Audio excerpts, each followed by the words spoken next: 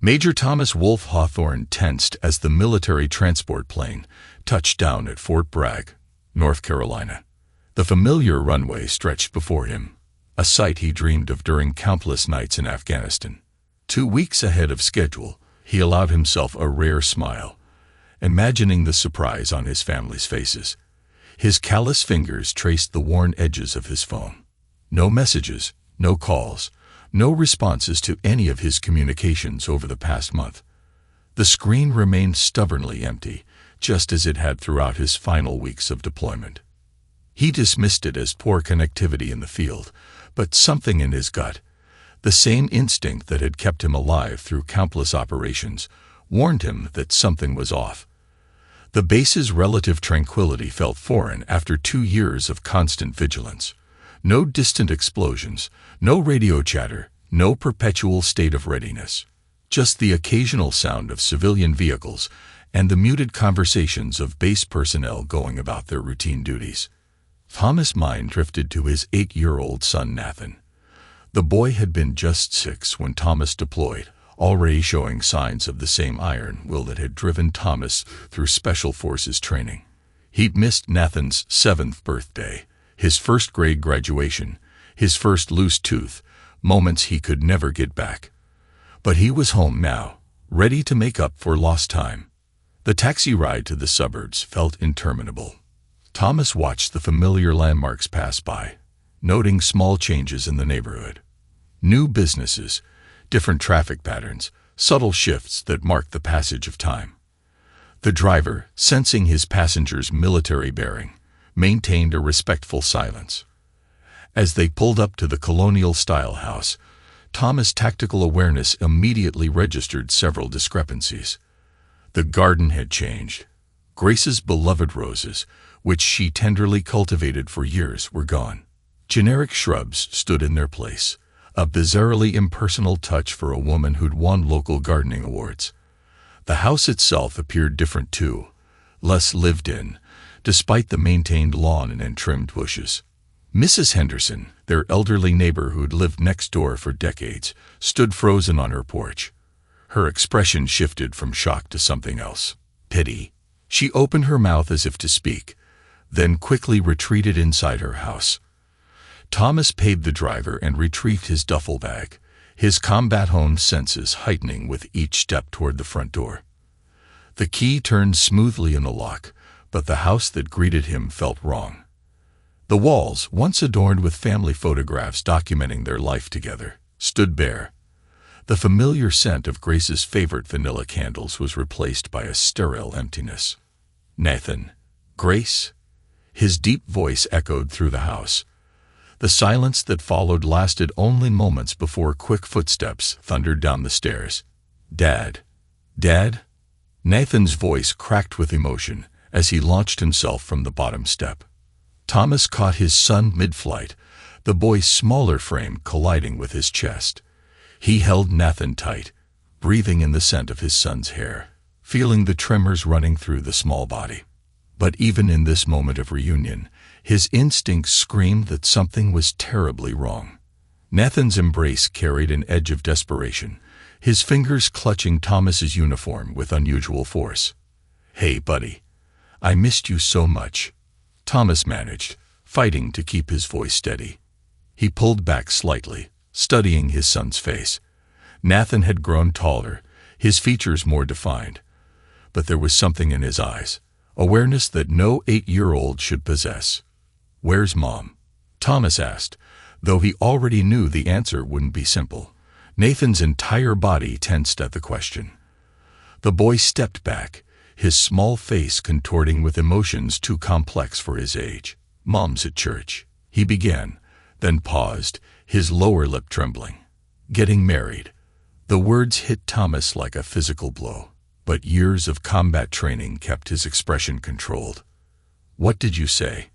His voice remained steady, though every muscle in his body coiled with tension. "To Uncle Steve," Nathan continued, the words tumbling out now. "Your friend Steve. Everyone's there. Grandma and Grandpa Hawthorne, Aunt Rebecca." He stopped, struggling with what came next. "Says what, son?" Thomas prompted, already knowing he wouldn't like the answer. Nathan's chin lifted, a gesture so like Thomas's own defiant stance that it made his chest ache. "That you're a coward who abandoned us." The boy's voice grew stronger. "But I never believed her, Dad. I knew you'd come back." Thomas's hand rested on his son's shoulder, feeling the slight tremors running through the boy's frame. His mind raced through implications, through betrayals, through the list of people who would pay for this. But first, he needed to be a father. "Nathan, look at me," he commanded, using the same tone that had guided men through combat situations. The boy's eyes met his, searching for reassurance. "I need you to tell me everything. When did this start? What exactly did your mother tell you?" Nathan's story spilled out in fragments. How Steve had started coming over for dinner shortly after Thomas deployed. How Grace had gradually changed. How the family photos had disappeared one by one. The boy's voice cracked when he described overhearing Grace and Steve discussing their plans late one night, thinking he was asleep. "They said you chose the military over us," Nathan whispered, "that you loved war more than family. But I remembered what you told me before you left. That sometimes the hardest thing a man can do is leave the ones he loves to protect them." Thomas's jaw clenched. Every word from his son's mouth was another nail in the coffin of his old life, another betrayal to be answered for. "You did good, son," he said firmly. "You stayed strong. Now it's time for me to do the same." He stood, military training taking over as he formulated his next moves. "Nathan, I need you to make a choice now, and I want you to think carefully about it. Do you want to come with me to the church, or would you rather stay here?" Nathan's response was immediate. "I'm coming with you, Dad. I want to see their faces when they realize you're home." Thomas nodded, pride mixing with the rage building in his chest. "Then let's go show them what real courage looks like." As they walked to the car, Thomas's mind was already racing ahead, calculating angles of attack, identifying weaknesses, planning his assault. He'd spent 2 years fighting enemies in foreign lands. But now he faced a different kind of war, one fought not with bullets and bombs, but with truth and justice. His son's small hand slipped into his as they got into the car. The simple gesture of trust strengthened his resolve. Some men might have broken under this betrayal, might have sought understanding or reconciliation. But Thomas Wolfe Hawthorne wasn't most men. He was a warrior, a leader, a father. And he was about to remind everyone why you don't betray a man who spent his life mastering the art of war. The drive to St. Michael's Church became a tactical operation in Thomas's mind. Each turn brought new information, new pieces of the puzzle, clicking into place with devastating clarity. Steve Morrison, his supposed best friend since their high school football days, the man who'd fought beside him in their first tour, who'd stood as his best man and sworn eternal brotherhood. The memories crashed through his mental barriers. Steve's eager volunteering to watch over Grace and Nathan during the deployment, his insistence on handling their video calls, the way he positioned himself as the family's protector in Thomas's absence. The Sunday dinners Grace had mentioned in their increasingly brief conversations, the way she'd grown distant and evasive, always having some excuse to end their calls early. Thomas's knuckles whitened on the steering wheel as he recalled his sister Rebecca's email from 6 months ago. "We need to talk about Grace. It's important." He dismissed it as typical family drama, not wanting to be pulled into domestic issues while leading combat operations. Now the words took on a different meaning, a half-hearted attempt at warning that ultimately meant nothing. "Dad." Nathan's voice cut through his thoughts. "Are you angry?" Thomas glanced at his son, noting the worry in the boy's eyes. "Not at you, Nathan. Never at you. But yes, I'm angry at the adults who should have known better, who should have protected our family instead of destroying it. Even Grandma and Grandpa. Especially them." Thomas's voice hardened. "Family means something, son. It means loyalty, honor, trust. Your grandparents watched this happen and said nothing. They chose sides, and they chose wrong." The church parking lot came into view, filled with familiar vehicles that now seemed like enemy positions on a battlefield. His mother's silver Mercedes always parked precisely in the shade. His father's restored Corvette, the car he promised to help Thomas work on when he returned. Steve's Porsche, bought with the profits from the security consulting firm he and Thomas had planned to start together after his service ended. Thomas pulled around to the back of the church, military instincts taking over. "Nathan, listen carefully," he said, turning to face his son. "What's about to happen in there? People might get scared, might get angry, but I need you to remember something. Everything I do to protect what's right. Do you understand?" Nathan nodded, his young face set with determination. "Like when you win a war to protect us." "Exactly like that. Some battles happen in faraway places with guns and bombs. Others happen right here at home, with words and actions. But the principle is the same. You fight for what's right, and you never back down from the truth." They got out of the car, and Thomas could hear the wedding march beginning to play inside the church.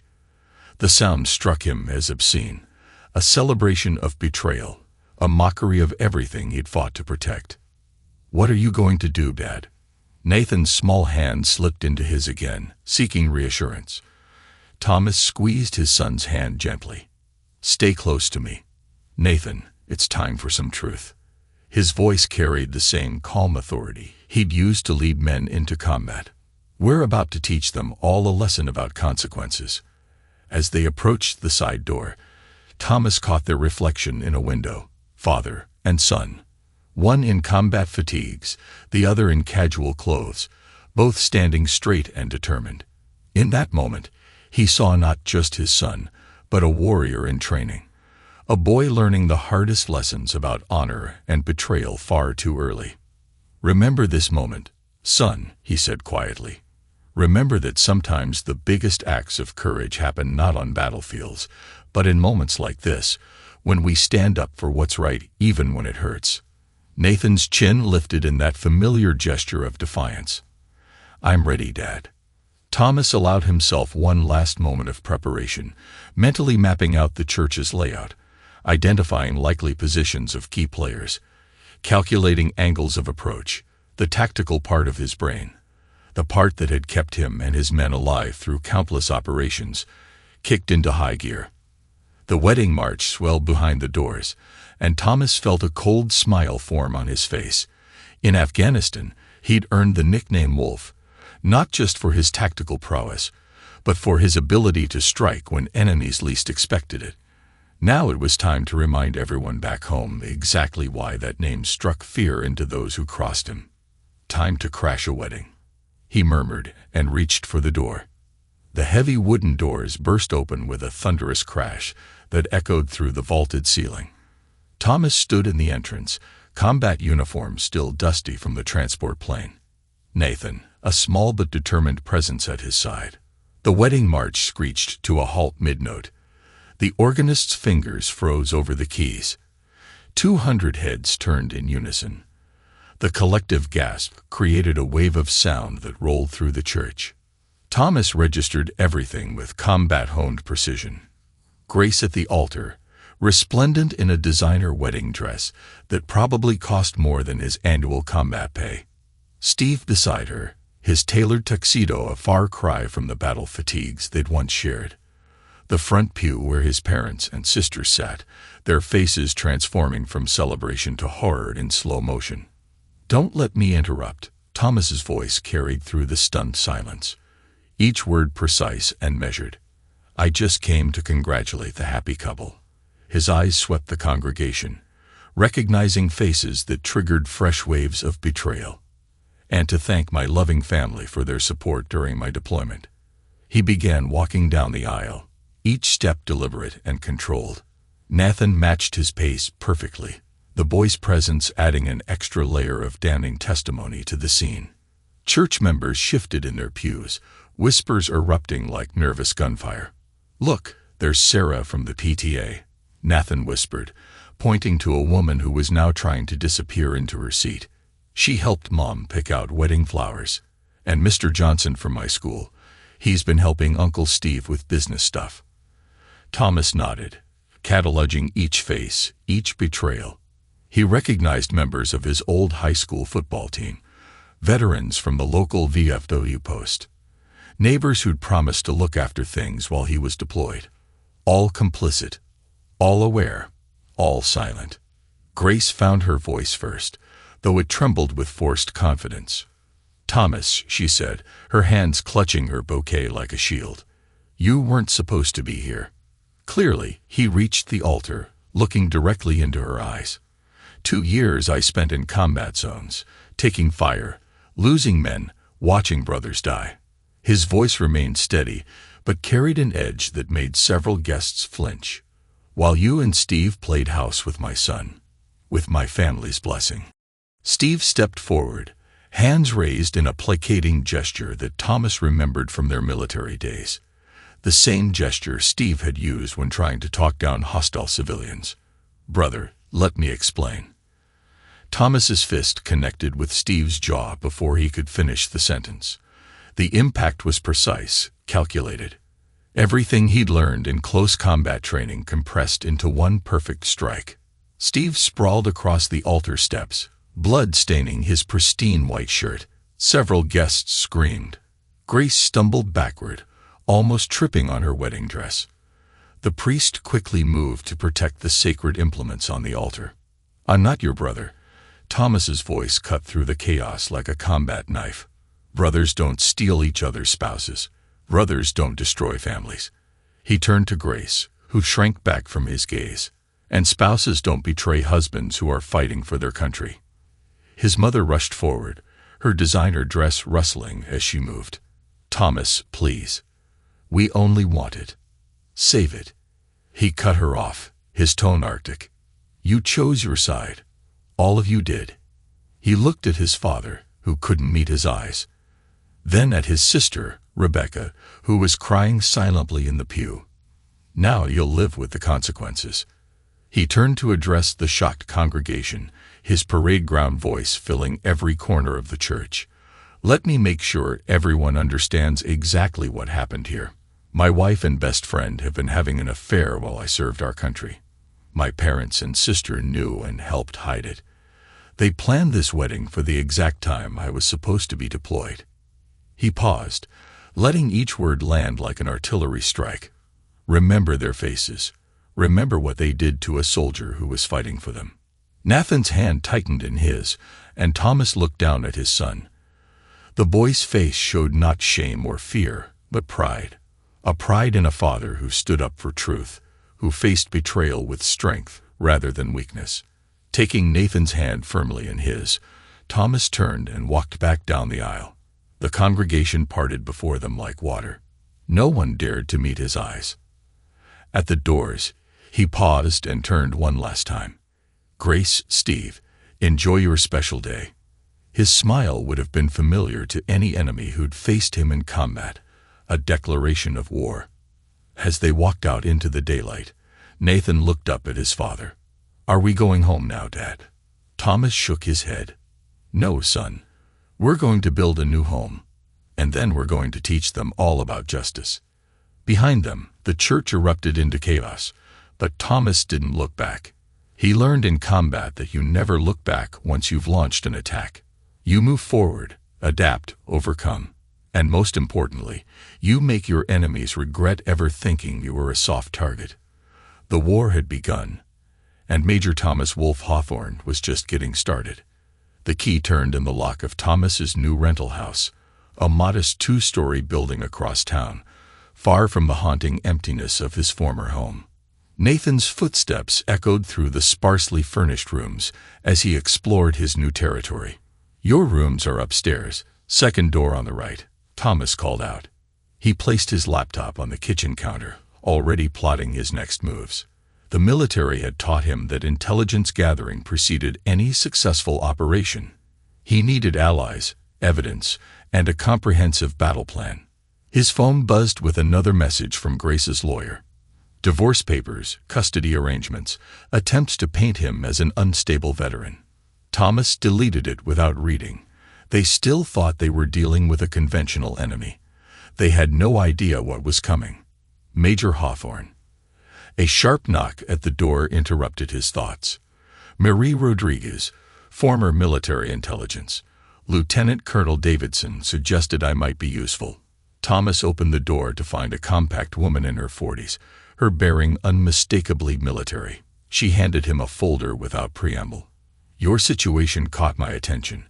I've already begun preliminary surveillance. Thomas gestured her inside, appreciating her directness. What's your initial assessment?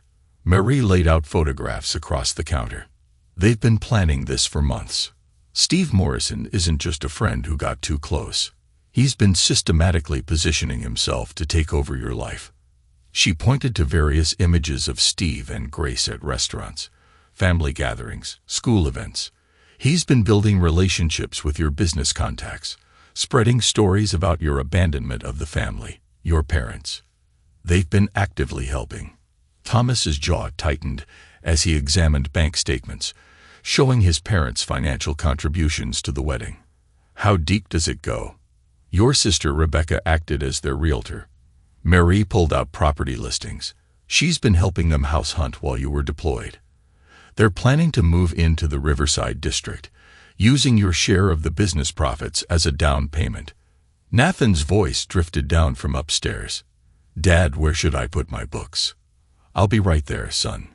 Thomas turned back to Marie. What about Nathan? What are their plans for him? Marie's expression hardened. They're preparing to file for full custody, planning to use your military service against you, painting you as an absent father who chose war over family. They've been coaching Nathan, trying to turn him against you. They really have no idea what they're dealing with. Do they? No, Marie agreed. They think they're facing a broken soldier. They don't realize they're up against a tactical expert who specializes in dismantling enemy operations. Thomas began organizing the photos. I need everything. Their movements, communications, financial records, every weakness, every pressure point, every skeleton in their closets. Already on it, Marie pulled out her laptop. Steve's business dealings aren't as clean as they appear. He's been cutting corners, falsifying documents. Your parents' social standing, built on carefully maintained lies. Grace's teaching career. There are some interesting complaints buried in her personnel file. Thomas nodded, military planning mode fully engaged. Time to show them what real psychological warfare looks like.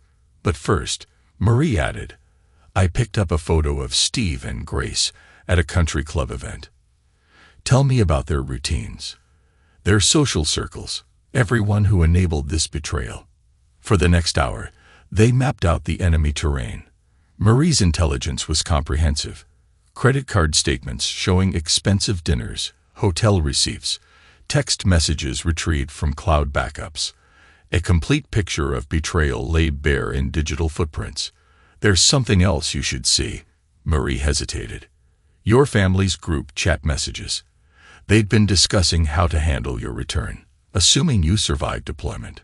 Thomas read through the messages, his expression growing colder with each line.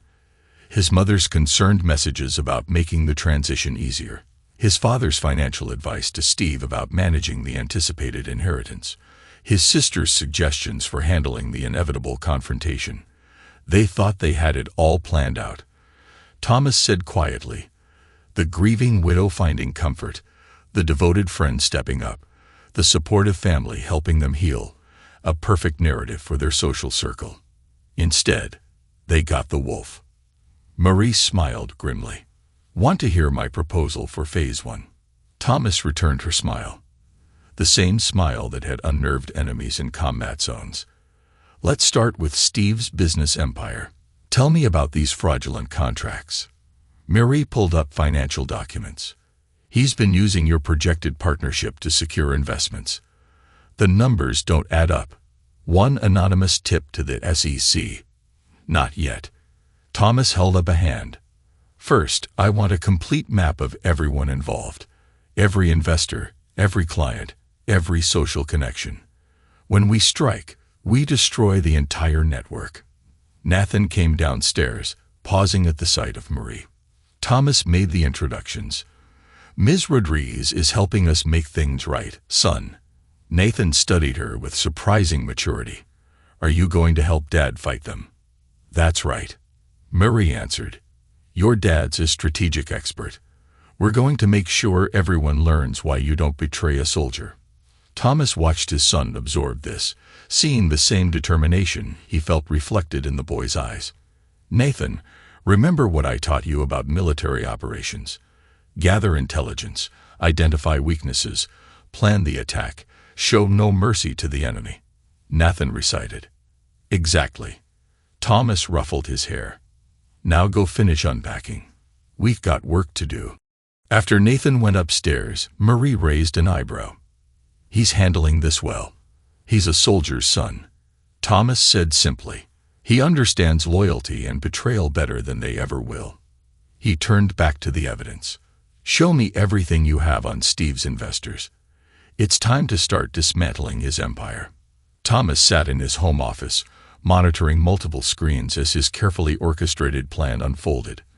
Marie's intelligence had been flawless, each piece of evidence strategically deployed for maximum impact. The first anonymous tip reached Steve's largest investor at 9 a.m. Detailed documentation of fraudulent practices, inflated projections, and misappropriated funds. By 9:30, 3 more major investors received similar packages. The timing was precise, coordinated for simultaneous impact. Thomas's phone buzzed. A text from Marie. Phase 1 initiated. Watching Steve's office now. Through Marie's surveillance feed, Thomas watched Steve's increasingly panicked movements. The man who'd stolen his life was about to learn about real warfare. By noon, Steve's carefully constructed business empire began showing cracks. The phone calls started rolling in. Nervous investors demanding explanations, partners pulling out of deals, banks freezing accounts, pending investigations. Steve's assistant quit dramatically, having received an anonymous email about her boss's history of harassment claims. Thomas allowed himself a small smile as he composed the next series of tips. His sister Rebecca's real estate dealings aren't as ethical as she pretended. Anonymous complaints to the licensing board detailed multiple violations, insider trading, hidden fees, fraudulent documentation. Dad, Nathan stood in the doorway. Uncle Steve's on TV. Thomas turned up the volume on the local news. Steve stood outside his office building, sweating in his expensive suit, attempting to explain away the mounting allegations. His confident facade cracked as reporters shouted questions about fraudulent contracts and misappropriated veteran benefits. Is this part of your plan? Nathan asked, studying the screen. This is just the beginning, Thomas replied. Remember what happens to people who betray trust. They lose everything. Nathan, he said firmly. That's right. Thomas checked another alert. His parents' country club had received an interesting package of documents, evidence of his father's inappropriate behavior with young staff members, along with proof of covered-up incidents. Marie's next update confirmed the impact. Country club membership revoked. Your mother's social standing is in free fall. Rebecca's real estate license suspended pending investigation. Thomas typed out his next instruction. Release the school board documents. Within hours, Grace's carefully crafted image as the abandoned military wife began unraveling. Anonymous sources provided the school board with detailed documentation of her affair with a married man while his wife served overseas. The local veterans groups, already furious about the wedding incident, began showing up at every social event Grace and Steve attended. They shared stories of Thomas's heroism, of battles fought and brothers lost while Steve played house with a deployed soldier's wife. Thomas worked, each strike precisely calculated. Steve's business partners received evidence of his stolen valor, exaggerated military service claims, and appropriated war stories. Local news outlets got anonymous tips about the family's betrayal of a decorated soldier. The pressure mounted steadily. Grace's social media filled with messages from military spouses expressing their disgust. Steve's professional network dissolved as colleagues distanced themselves from the growing scandal. You're destroying them, Murray observed during their evening briefing. Steve's company stock has dropped 60%. Grace is on administrative leave. Your parents are social pariahs. No, Thomas corrected her. They destroyed themselves. I'm just making sure everyone knows it. He pulled up their next target list. Time for Phase 2. Marie studied the new intelligence. Your father's business partners might object to these revelations. They should have thought of that before they financed my wife's wedding to my best friend. Thomas's tone remained clinical, detached. Upload the documents at midnight. The psychological warfare continued relentlessly. Every social event became a minefield. Veterans appeared at restaurants where Grace dined, sharing loud conversations about loyalty and honor. Business meetings where Steve pitched to investors were interrupted by former soldiers, asking pointed questions about his military claims. Thomas monitored it all from his command center, directing each strike with tactical precision. Nathan watched and learned, absorbing lessons about consequences and justice. Your mom called, Thomas mentioned one evening. She's begging for a meeting. Nathan looked up from his homework. Are you going to talk to her? No. Thomas showed him the latest intelligence report. She's trying to gather sympathy for their counterattack. But we're ready for that too. The report detailed Grace and Steve's desperate attempts to salvage their reputations, emergency meetings with lawyers, frantic calls to media contacts, attempts to spin the story as persecution by an unstable veteran. They still think they can win this, Marie noted. Thomas's smile was predatory. They haven't figured it out yet. In war, you don't just defeat the enemy. You take away their ability to fight back. The lawsuit arrived exactly as Thomas had predicted. Grace and Steve's lawyers filed for emergency custody, painting him as an unstable veteran devastated by betrayal. His parents submitted sworn statements about his violent outburst at the church. The local papers picked up the story, questioning whether a combat veteran with anger issues should have custody. Thomas read the court documents without expression, noting how they twisted every fact to support their narrative. His punch at the wedding became uncontrolled violence. His tactical dismantling of their lives became dangerous obsession. They're calling you unstable, Marie reported, monitoring the media coverage, claiming PTSD, suggesting you're a threat to Nathan. Right on schedule. Thomas pulled up his prepared countermeasures. Time to show them what real preparation looks like. The custody hearing took place in a packed courtroom. Grace's lawyer presented their case first, weaving the story of a troubled veteran unable to handle betrayal, a danger to himself and others. Steve testified about Thomas's aggressive tendencies, carefully omitting his own role in the betrayal. Thomas sat calmly, watching their performance. Nathan stayed close to his side, refusing to sit with Grace, despite her tearful requests. The boy's loyalty was unmistakable. When Thomas's turn came, he unleashed his own artillery. Colonel James Davidson, his commanding officer, took the stand first. The decorated officer's testimony was devastating. Major Hawthorne is one of the finest officers I've ever commanded, Davidson stated firmly. His psychological evaluations are exemplary. His control under pressure is legendary. The idea that he's unstable is not just false. It's an insult to every soldier who serves with honor. More witnesses followed. Fellow soldiers testifying about Thomas's leadership and stability, military psychologists confirming his excellent mental health, child development experts praising his parenting despite deployment challenges. Then came the evidence about Grace and Steve's custody preparations, documentation of their attempts to alienate Nathan, recordings of them coaching him to lie about his father, evidence of their plan to use the courts to separate a soldier from his son. The veterans in the gallery muttered angrily as each betrayal was exposed. Grace's face grew paler with each revelation. Steve's confident expression crumbled as his carefully constructed narrative collapsed. Finally, Nathan took the stand. The boy stood straight, his father's strength evident in his bearing. They told me to lie about my dad. He testified clearly.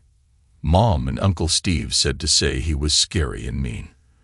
They wanted me to tell the judge that he hurt me. His voice grew stronger. But my dad's a hero. They're the liars. Grace burst into tears. Steve tried to object, but the judge silenced him with a look. Thomas's parents sat stunned as their grandson's testimony demolished their claims. The judge's ruling was unequivocal. Thomas would retain primary custody. Grace's visitation would be supervised. Her attempts to alienate Nathan from his father would be noted in all future custody considerations. Outside the courtroom, Grace caught Thomas's arm. "Why are you doing this? We could have worked something out." Thomas looked at her with cold eyes. "You didn't just betray me. You betrayed everything I fought for. Everything I believed in." His voice carried the same tone he used with enemies in combat. "Actions have consequences, Grace. You're about to learn exactly what those are." Marie joined them as Grace fled in tears. "They'll appeal the ruling. Let them." Thomas watched his ex-wife's retreat. "Every appeal gives us another opportunity to expose their lies. Every legal challenge digs them deeper into the hole they created." Nathan took his father's hand. "Did we win?" Thomas squeezed his son's hand. "This battle, yes. But the war isn't over yet." He turned to Marie. "Time for the next phase. Let's show them what a real counterattack looks like." The message was clear. Thomas Wolfe Hawthorne didn't just fight battles. He destroyed those who betrayed him, systematically and completely. The custody hearing was just another victory in his campaign of total warfare against those who had thought him an easy target. As they left the courthouse, Thomas already had his next moves planned. Grace and Steve had tried to use the legal system against him. Now they would learn why enemies feared his strategic expertise. The war would continue until nothing remained of their comfortable, betrayal-built world. Mary Rodriguez strode into Thomas' office, a thick folder tucked under her arm. Her expression conveyed a predator's satisfaction. "You need to see this," she announced, spreading photographs across his desk. Steve's getting desperate. The surveillance photos revealed Steve meeting with increasingly questionable business contacts in dimly lit parking lots and empty warehouses. Financial records showed large transfers from offshore accounts, loan applications with inflated numbers. "He's borrowing money from some dangerous people," Marie explained, tapping one particular photo. "3 meetings last week with known loan sharks. He's trying to salvage what's left of his empire." Thomas examined the documents. "Show me the contracts." Marie pulled out a stack of papers. Forged signatures, backdated documents, fraudulent certifications. He's not even trying to hide it anymore. Just throwing money at anyone who might help him stay afloat. "And my dear family." Thomas's voice carried the same cold efficiency he used when planning combat operations. "They're cracking." Marie's smile held no warmth. "Your parents are fighting constantly. Your mother blames your father for supporting Steve's business ventures. He blames her for encouraging Grace. They've stopped appearing in public together." She pulled up surveillance footage on her tablet. "Your sister Rebecca's marriage is falling apart. Her husband discovered she used their savings to help finance Grace and Steve's house purchase. He's filed for divorce. Grace is drinking heavily. Missed 3 supervised visits with Nathan. Her lawyers are threatening to quit because she can't pay the bills." Mary paused. She tried to get a job at another school district, but our anonymous tips about her history followed. Thomas nodded, satisfied. The pieces are falling perfectly into place. Through the office window, he could see Nathan playing basketball in their new backyard. The boy had grown stronger in recent months, free from the weight of lies and manipulation. "There's something else," Marie added. "Steve's been claiming combat experience to secure military contracts, telling war stories that sound suspiciously like your missions." Thomas's expression hardened. Stolen valor on top of everything else. Time to end this. He picked up his phone and dialed a number he'd been saving. "Diana." "Right. Major Thomas Hawthorne. I have a story about betrayal, stolen valor, and justice that might interest you." The journalist's response was immediate. "The wedding interruption at St. Michael's. That was you. That was just the beginning." How'd you like an exclusive on what happened next? Diana's voice sharpened with professional hunger. I'm listening. Private investigators report financial documents, surveillance photos, evidence of fraud, stolen valor, and conspiracy to alienate a child from his deployed father. Everything verified and documented. Military angle, betrayed soldier, faithless wife, fake war hero, complete with testimony from my commanding officer and fellow soldiers about my actual combat record compared to Steve's fabricated one. Church wedding photos, including shots of my parents and sisters celebrating, while I was dodging bullets in Afghanistan. Diana's excitement was palpable. This is Pulitzer material, Major. When can we meet tomorrow? Bring your photographer. Thomas's voice carried absolute certainty. Time to show the world what happens when you betray a soldier's trust. After hanging up, he turned to Marie. Coordinate with Diana. Make sure she gets everything. Bank records, surveillance photos, court transcripts. I want no detail left uncovered. Full exposure. Marie clarified. No holds barred. They chose this war. Thomas replied. Now they'll see it through to the end. Nathan came inside, sweaty from basketball. Dad, can we get pizza tonight? Thomas smiled at his son, the one pure thing left from his old life. Sure, buddy. But first, I need you to understand something. Things are about to get intense again. People will be talking about us, about what happened. Nathan's young face showed mature comprehension. Because you're going to tell everyone the truth. Exactly. The whole truth. Are you ready for that? The boy straightened, unconsciously mimicking his father's military bearing. They're the ones who should be scared, not us. Right, Dad? That's right, son. Thomas shared a look with Marie. They're about to learn the difference between their comfortable lies and real combat. Marie gathered her documents. I'll coordinate with Diana. Set up a secure location for the interview. Want me to leak anything to the press beforehand? Build anticipation. No, Thomas decided. Let it hit them all at once. Maximum impact. After she left, Thomas stood at his window, watching the setting sun paint the sky in deep purples and reds. Everything he'd done, the intelligence gathering, the strategic strikes, the calculated pressure, had led to this moment. The final offensive was about to begin. Dad, Nathan's voice pulled him from his thoughts. Are Mom and Uncle Steve going to jail? Thomas turned to his son, seeing the same tactical awareness he'd cultivated in his best troops. They're going to face consequences, Nathan. Real ones. That's what happens when you choose betrayal over loyalty. The boy nodded solemnly. Good. No tears, no confusion. Just the pure, clear judgment of a child who'd learned about honor from his father's actions, rather than empty words. Thomas's phone buzzed with a text from Marie. Diana's ready. All pieces in position. He sent a single-word reply. Execute. The in-game was about to begin. Thomas Wolfe Hawthorne had learned patience in combat, waiting for the perfect moment to strike.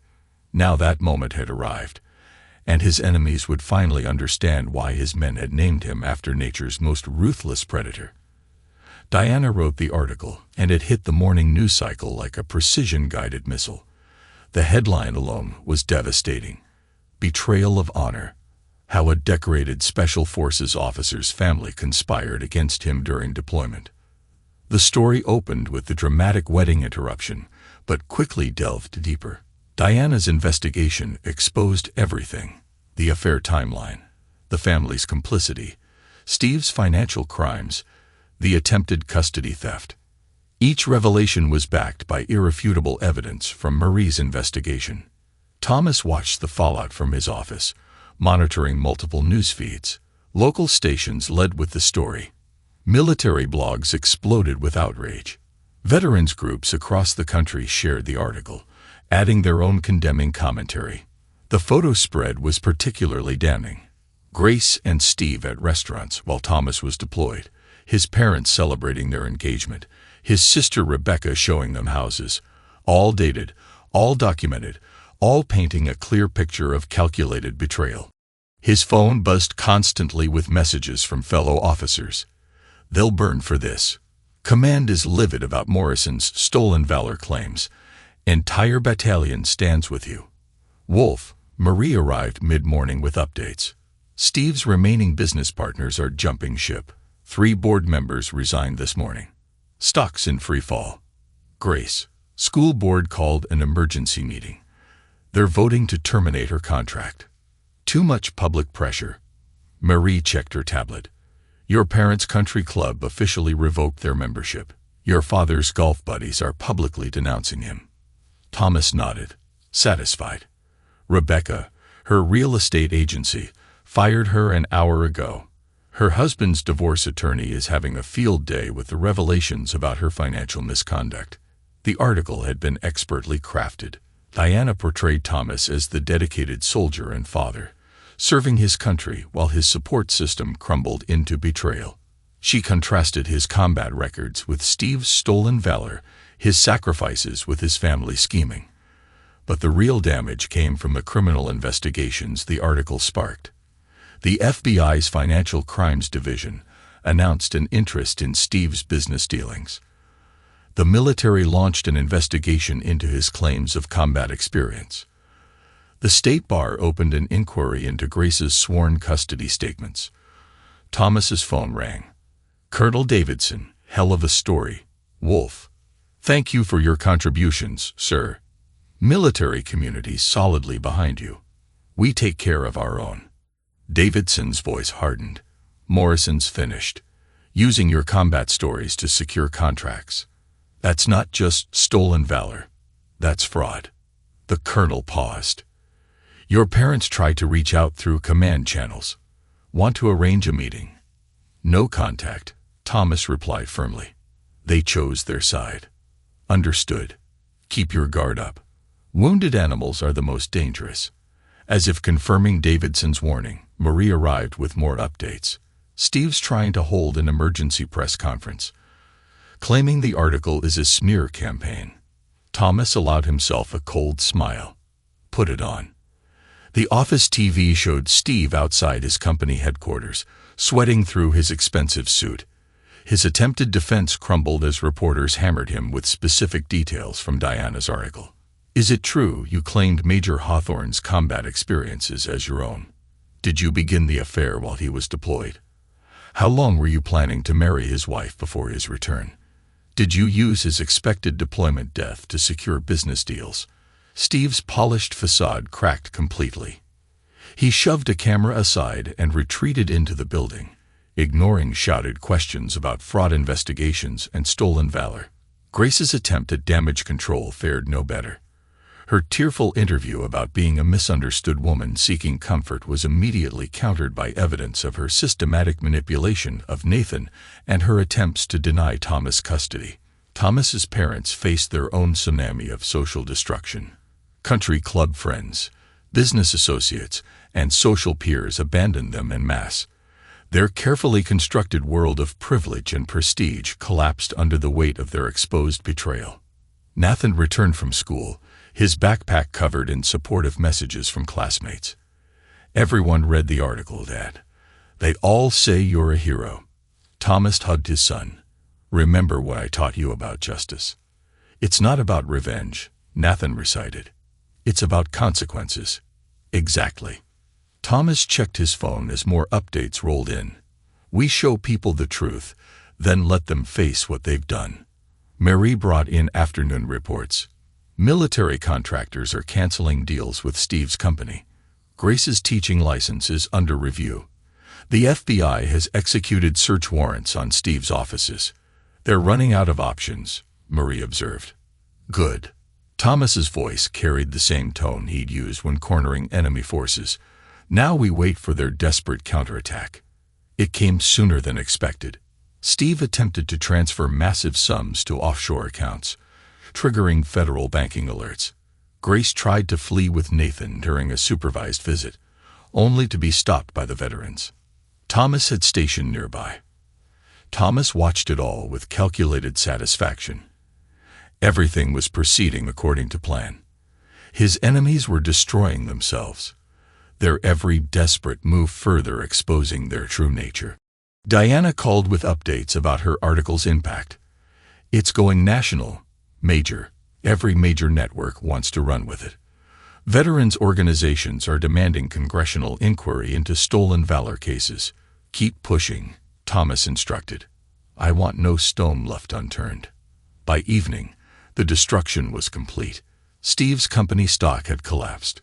Grace faced criminal charges for the attempted custody interference. Thomas's parents retreated to their vacation home, hounded by reporters and shunned by former friends. Marie brought in the final reports of the day. Want to see something interesting? Security footage from Steve's office. The video showed Steve destroying documents, screaming at board members, finally breaking down at his desk as his empire crumbled. In one satisfying moment, he tried to access accounts Thomas had already frozen, realizing too late how thoroughly he'd been outmaneuvered. Should we be concerned about retaliation? Marie asked. Thomas shook his head. They're finished. They just don't know it yet. Diana's article had pulled the first thread, but Thomas's meticulous planning had ensured the entire tapestry of lies would unravel. As he watched the evening news coverage, he felt no satisfaction, no joy, only the cold certainty of a mission successfully executed. Nathan sat beside him, watching the reports with unusually adult understanding. They thought they could hurt us, didn't they, Dad? They thought I was just a soldier, Thomas corrected. They forgot that soldiers are trained to fight wars, all kinds of wars. The news showed more footage. Steve being served with federal warrants, Grace being escorted from her school, Thomas's parents facing a mob of reporters. The comfortable world they'd built on betrayal was burning, and Thomas had only begun his campaign of destruction. 1 year to the day after the failed wedding, Thomas sat in his office reviewing the final reports. The timing wasn't accidental. He believed in symmetry when it came to justice. His desk held the remnants of his enemy's destruction. Steve's plea bargain agreement, accepting limited jail time in exchange for cooperation with federal investigations.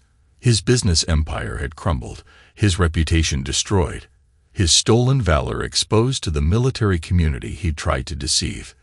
Grace's file was equally satisfying. She'd moved to another state after multiple failed attempts to rebuild her teaching career. Her supervised visitation with Nathan had ended 2 years ago, when she failed to appear for 6 consecutive scheduled meetings. Last Thomas heard, she tried to contact Nathan through social media, creating fake accounts that Marie's security team quickly identified and blocked. Her carefully crafted image of the abandoned military wife seeking comfort had become a cautionary tale in military spouse support groups. Steve Morrison's fall had been even more spectacular. After serving 18 months for financial fraud, he emerged to find every door closed. Military contractors blacklisted him. Veterans organizations ensured his stolen valor became his primary identity. No reputable business would touch him after Diana Wright's series of expose articles went national. He'd attempted to restart in 3 different cities, using various business names, but Thomas's network of veterans and intelligence specialists tracked each move.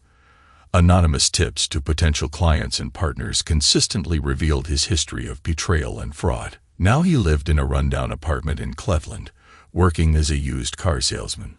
A fitting job, Thomas thought, for someone so skilled at selling lies. His attempt to write a tell-all book had backfired spectacularly when Diana Wright published a detailed fact check, destroying what remained of his credibility. Thomas's parents had fared no better. Their divorce had devolved into a bitter fight over rapidly dwindling assets. His father's business partners, worried about guilt by association, had forced him into early retirement. His mother lost her position on every charity board and social committee she'd once dominated. They sent birthday cards to Nathan every year. Each one was returned unopened, marked no contact ordered by court. Their attempts to rebuild their social standing in a new city collapsed when Thomas's veterans network ensured their history followed them. Rebecca, his sister, had tried to reinvent herself after her divorce and bankruptcy. She'd moved to Seattle, attempting to start a life coaching business. The irony wasn't lost on Thomas when her promotional materials emphasized integrity and family values. It took one anonymous email with links to the archived news stories about her role in the betrayal to end her new venture before it began. She worked now as a receptionist, her dreams of real estate success permanently destroyed. Mary Rodriguez had transformed their successful intelligence operation into the country's premier corporate security firm. Wolf Security specialized in catching corporate spies and fraudsters, their military precision and ruthless efficiency making them the go-to choice for major companies. "Your father's methods are being taught at business schools now," Marie told Nathan during the academy graduation reception. Courses called Strategic Response to Corporate Betrayal. They use his systematic dismantling of Steve's business empire as a case study. Diana wrote a book, The Wolf's War, A Soldier's Response to Betrayal, which spent 40 weeks on the bestseller list. The film rights sold for 7 figures, though Thomas had only agreed to cooperate if the story emphasized the consequences of betrayal rather than sensationalizing the revenge aspect. The studio wants to do a sequel, Diana mentioned, joining them at their table. Focus on the aftermath. Show how your targets never recovered. Grace gave an interview last month, still trying to paint herself as the victim. Nobody's buying it anymore. Thomas's marriage to Jessica 3 years ago had given Nathan the stable family environment he deserved. A military widow who understood service and sacrifice, she'd never try to replace Grace's role, instead building her own relationship with Nathan based on honesty and shared values. "Dad's speaking at my school next month," Nathan announced proudly. "Career day. Half my class signed up for the military because of him." Thomas watched his son with quiet pride. The boy who'd revealed his mother's betrayal had grown into a young man who understood honor wasn't just about following rules, it was about ensuring justice prevailed. The family's new home, a restored Victorian in an exclusive neighborhood, stood as a physical testament to their triumph. Thomas's study displayed the evidence of his victory. Framed newspaper articles about Steve's conviction, Grace's teaching license revocation, his parents' social extinction. Some people called it revenge, Thomas told his academy audience, concluding his speech. They missed the point. This was about consequences, about ensuring that betrayal carries a price too high to risk paying. His security firm had expanded globally, with offices in major cities worldwide. They specialized in what Thomas called consequence management, helping clients ensure that those who betrayed them faced appropriate repercussions. Marie's intelligence network had expanded to every major city, ensuring that Thomas's enemies could never escape their past. Every job application, every loan request, every attempt to rebuild triggered alerts that ensured their history remained relevant. The best part, Diana confided during the reception, is that they did it to themselves. Every piece of evidence we used was something they created. Their own actions condemned them. Thomas's methodical destruction of his betrayers had become a case study in multiple fields: military strategy, corporate security, even psychological warfare. Students analyzed how he'd systematically eliminated every possible avenue of recovery. Grace's attempt to write a blog about healing from public shaming had backfired when readers discovered her identity. The comments section filled with veterans sharing stories about deployed soldiers whose families had betrayed them. Steve's psychiatrist had published an anonymous case study about the psychological impact of justified social extinction. Even with identities concealed, military readers had recognized the story, adding their own perspectives on betrayal's consequences. As Thomas drove his family home from the academy graduation, he reflected on the past 5 years. His enemies had expected him to react like a wounded man seeking revenge. Instead, they'd faced a strategic expert ensuring betrayal carried permanent consequences. "We're having dinner with the film producers next week," Jessica mentioned. "They want to discuss the documentary series about long-term consequences of betrayal." Nathan had already read the preliminary script. They're calling it The Wolf's Legacy: How One Soldier Redefined Justice. Thomas smiled, satisfied. His response to betrayal had evolved beyond personal revenge into a systematic approach to justice. Future generations would learn from his enemy's destruction, understanding that betrayal's consequences extended far beyond the initial act. The sun set behind them as they drove home, another day ending in the life they'd built from betrayal's ashes. In their wake lay the scattered remains of those who'd thought they could betray a soldier without consequences. Ahead lay a future built on honor, strength, and the unshakable certainty that justice, properly managed, was the ultimate weapon against betrayal.